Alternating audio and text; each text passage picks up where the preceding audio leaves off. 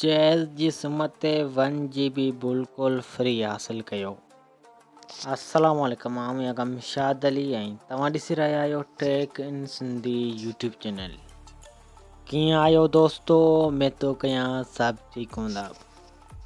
दोस्तो अॼु हिन वीडियो में तव्हांखे मां जैज़ जी सिम ते 1 GB बार हासिल करण जो तरीक़ो ॿुधाईंदुसि।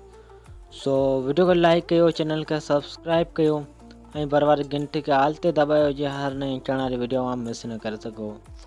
त दोस्तों मां हिन चैनल ते फ्री इंटरनेट, फ्री बैलेंस ऐं टेक्निकल जा वीडियो सिर्फ़ु सिंधी में अपलोड कंदो आहियां। जेकॾहिं तव्हां सिंधी आहियो ऐं सिंधी में बिल्कुलु तव्हां इहो ॾिसणु चाहियो था त टेक इन सिंधी खे सब्सक्राइब करणु न विसारींदा। त दोस्तों सभ खां पहिरीं तव्हांखे मां हिते प्रूफ थो ॾेखारियां। तव्हां ॾिसी सघो था हिते 1 GB सॉरी दोस्तों तव्हां ॾिसी सघो 1 GB फ्री मौजूद साल पर आपको एक दिन के लिए 1 GB मुफ्त जैज़ पर 4G दे दी गई हैं। तो दोस्तों तव्हां ॾिसी सघो था मूंखे 1 GB बिल्कुलु फ्री में मिली आहे ऐं इहो कोड तव्हांखे मां ॿुधायां थो। कोड कहिड़ो आहे? सभ खां पहिरीं तव्हांखे मुंहिंजी मोबाइल जी डायलर में अचिणो आहे, ठीकु आहे।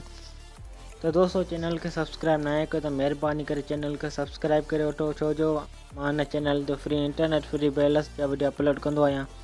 सो हुन मां तव्हांखे ज़रूरु फ़ाइदो थींदो, तो चैनल खे सब्सक्राइब कयो। तो दोस्तों कोड तव्हांखे ही डायल करिणो आहे। कोड कहिड़ो आहे? स्टार 5555। तव्हांखे ही कोड जैज़ जे सिम ते डायल करिणो आहे।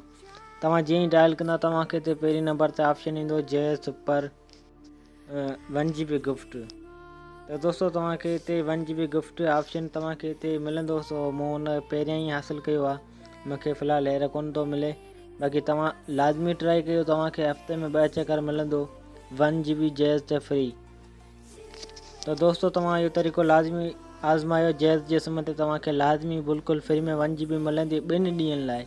तव्हां हफ़्ते में 2 चकर हासिल करे सघो था, महीने में 4 चकर हासिल करे सघो था।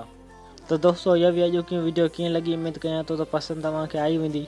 ऐं जेकॾहिं पसंदि आई हुजे त चैनल खे सब्सक्राइब, लाइक, शेयर, सब्सक्राइब लाज़मी कजो। मिलूं था नेक्स्ट वीडियो में, तेसिताईं ख़ुदा हाफ़िज़।